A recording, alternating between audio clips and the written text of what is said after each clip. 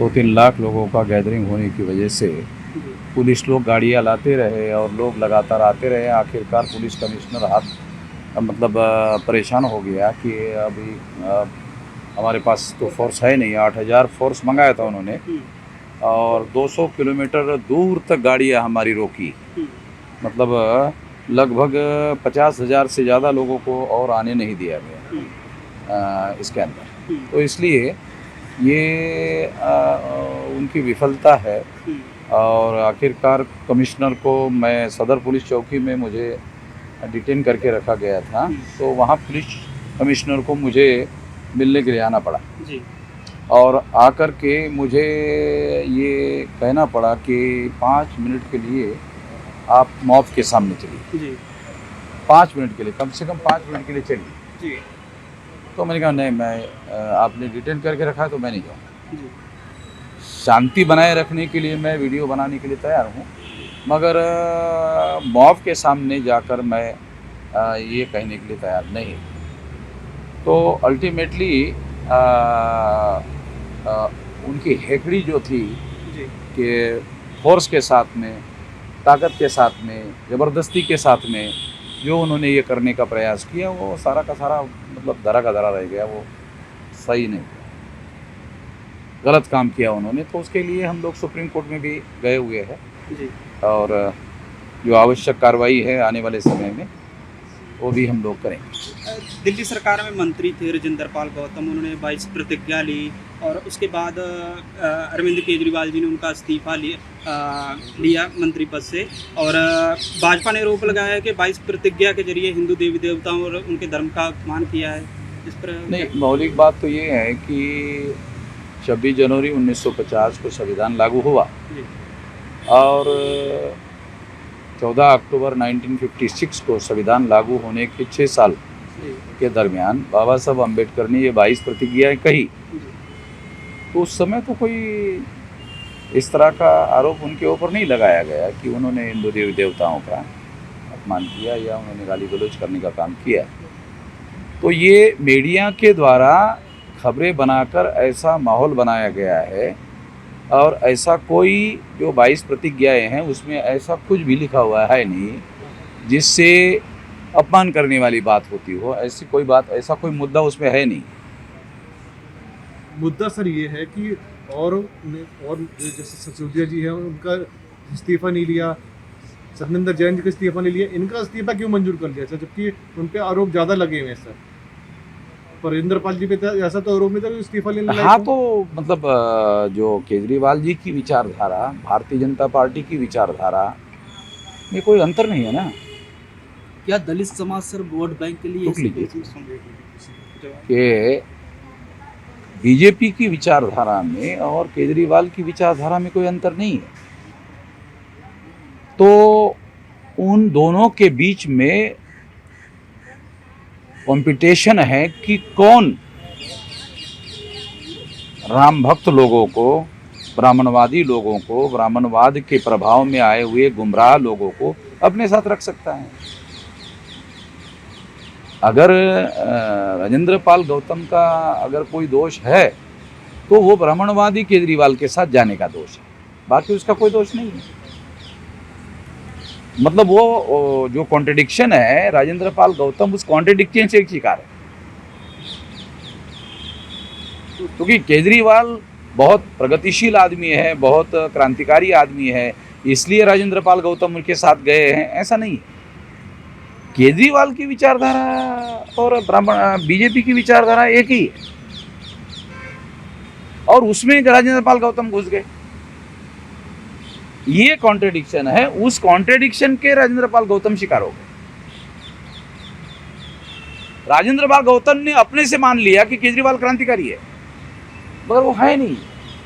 इससे ये बात प्रमाणित हो गई कि केजरीवाल ने इनका इस्तीफा स्वीकार किया, बाकी लोगों का नहीं। इस एक्शन से ये प्रूव हो गया कि केजरीवाल जी जिस विचारधारा को मानते हैं उसके हिसाब से उन्हें इस्तीफा लिया, मगर राजेंद्र पाल गौतम जी ने मिसअंडरस्टैंडिंग अपना कर लिया कि अरे यार केजरीवाल तो क्रांतिकारी आदमी है, उनके साथ जाना चाहिए। ये गलती केजरीवाल की नहीं है, ये गलती राजेंद्र पाल जी की है। तो कहीं ना कहीं दोषी माने सर बीजेपी और आप में कोई फर्क नहीं रह गया सर? है ही नहीं ना, है ही नहीं, फर्क है ही नहीं। ये फर्क है तो फिर हम ही चले जाते, अगर में फर्क सर, होता तो। चुनाव में फर्क पड़ेगा सर इससे कुछ? है? चुनावों में जनता देखेगी सर कि क्या आम अभी क्या है, बीजेपी के पास में कुछ मुद्दे तो है नहीं, वो कुछ कर तो है नहीं रहे। वो इसी तरह का मीडिया को अपने साथ लेकर के हंगामा खड़ा करते रहते हैं। जो मूल मुद्दे हैं उन मूल मुद्दों को सॉल्व करने की दृष्टि से तो वो कुछ करते नहीं है।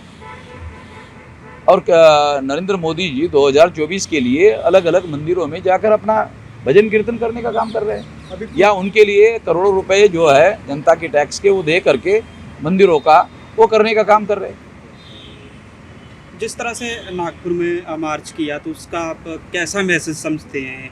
सारे देश भर में जो हम हमारे से सहमत नहीं थे सारे सहमत हो गए जी कि एक वामन मेश्राम ही है जो आरएसएस के हेडक्वार्टर पर मोर्चा लेकर जाने के बारे में सोच सकता है।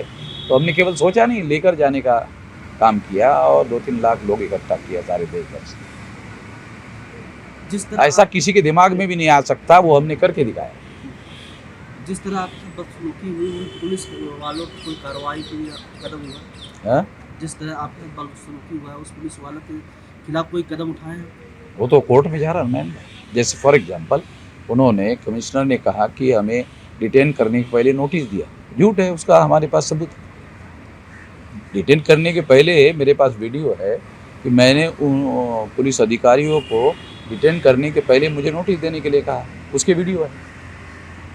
उन्होंने कोई नोटिस नहीं दिया, वो डिटेन करके लेके गए और फिर छोड़ने के बाद दिया तो हमने वो नोटिस स्वीकार करते हुए उसमें टाइम लिखा, तो वो डॉक्यूमेंट्री एविडेंस हो गया कि उन्होंने नोटिस नहीं दिया।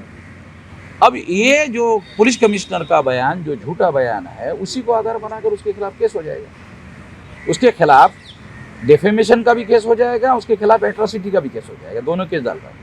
ये दोनों केस डालने का ऐलान मैंने 9 तारीख को किया, 9 तारीख को, और 9 तारीख को इसी वजह से पुलिस कमिश्नर ने जब मेरा बयान देखा तो 7:33 को उन्होंने मेरे खिलाफ एफआईआर कर दिया।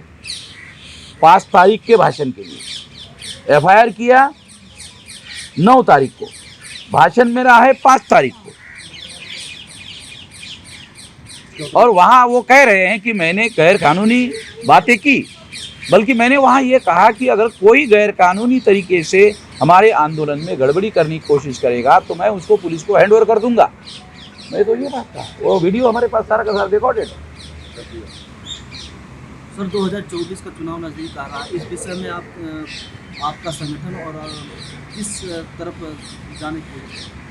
देखो, अब मैं जिस संगठन और आंदोलन की बात कर रहा हूँ, भारत मुक्ति मोर्चा और बहुजन क्रांति मोर्चा, कोई राजनीतिक दल तो है नहीं, मगर 2024 में बीजेपी चुनाव जीत कर नहीं आए इसके लिए हम कोशिश करेंगे।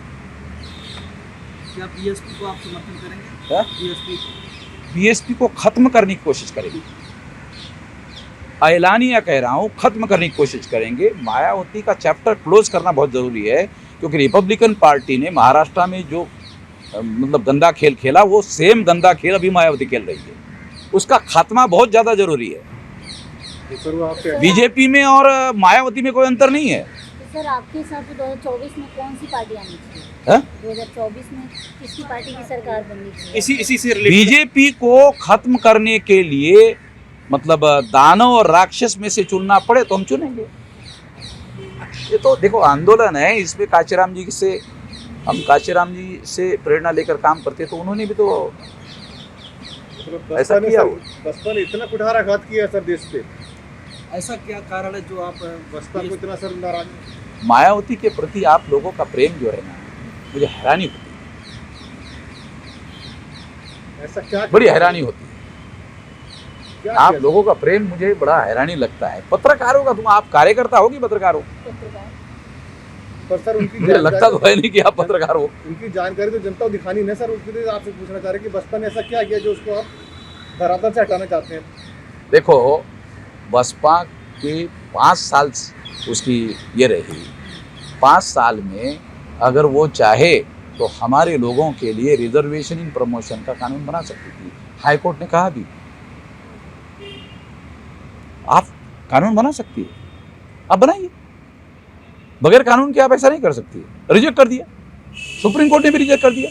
एक एग्जाम्पल के तौर पर बता रहा हूं, आपको पता है कि एट्रोसिटीज़ का जो कानून है उसके लिए जो सर्कुलर मायावती ने निकाला कि किसी भी एट्रोसिटी करने वाले लोगों को जांच पड़ताल पुलिस के द्वारा किए बगैर और सबूत मिले बगैर किसी प्रकार की कोई कार्रवाई नहीं की जाएगी। पुलिस वाले जांच पड़ताल में हमारे लोगों के फेवर में काम करते हैं कई सारे देश भर में।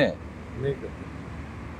और जनगणना के वैसे में सर कुछ कह सकते, जनगणना ओबीसी की जाति आधारित जनगणना हमारे चौधरी विकास पटेल जी है, वो राष्ट्र सारे देश भर में अभी हम लोगों ने 29 नवंबर को भारत बंद कर रखा है, ऐलान किया हुआ है, भारत बंद होगा। शुरुआत कहाँ से करेंगे सर? है? अरे भारत बंद भारत से शुरू होगा कि अमेरिका से शुरू होगा? किस राज्य से? किस राज्य से शुरू करें? भारत एक साथ एक ही दिन? हाँ, भारत बंद का मतलब एक राज्य में नहीं होता है। भारत में हमारे देखो, हमारा संगठन है 31 राज्यों में 567 जिलों में 4000 से ज़्यादा तहसीलों में 22,000 से ज़्यादा ब्लॉक में और 1.5 लाख से ज़्यादा गाँव में है। यही पूछना चाह रहा अभी 674 जिलों में बंद होगा। अभी ये निर्णय हम यहाँ हो गए और 150 लोगों को जो 674 जिले बचे हुए हैं, मतलब 100-125 बचे हैं, उनमें एक एक आदमी को मैं भेज रहा हूँ। ये 3 महीने में 674 जिलों में फैल जाएगा। और आज की तारीख में जिसे फुले शाह अम्बेडकर का आंदोलन कहते हैं, ये हमारे आंदोलन के अलावा अभी कोई है नहीं, कोई लड़ता हुआ नहीं है। बीजेपी के लोग मायावती को डरा रहे हैं और मायावती डर रही है। डरपोक आदमी हमारी लड़ाई लड़ सकते हैं, अरे भिड़ने वाले लोग चाहिए। अम्बेडकरवाद का दूसरा नाम है भिड़ना। और फिर आरएसएस के हेडक्वार्टर पर जाके भिड़ना, ऐसा दिमाग में भी मायावती के आ सकता है। मायावती को या तो काशीराम जैसा मेंटोर चाहिए या तो वो सतीश मिश्रा जाए, वो बगैर मेंटोर को कोई काम नहीं कर सकती।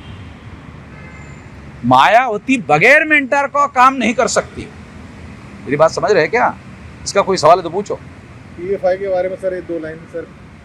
PFI के बारे में केवल इतना कहना है कि अजमेर बम ब्लास्ट में आरएसएस के कार्यकर्ता को आजीवन कारावास हुआ, PFI के किसी कार्यकर्ता को आजीवन कारावास हुआ, ऐसा कोई सबूत अभी तक भारत सरकार ने पेश नहीं किया। और इस पर बैन लगा दिया, उसको आजीवन कारावास होने के बावजूद भी बैन नहीं लगाया। नहीं है, समझ में नहीं आ रहा है। सबूत के साथ बोल रहा हूँ। 18 केसेस है आरएसएस पर अभी भी। 18 में एक केस देशद्रोह का मुकदमा फेस कर रही है आरएसएस। सरकार उनकी होने की वजह से उस केसेस को लंबी लंबी तारीखें मिलकर तारीखें आया चलते रहते। ये चल रहा है। ओके, ठीक है।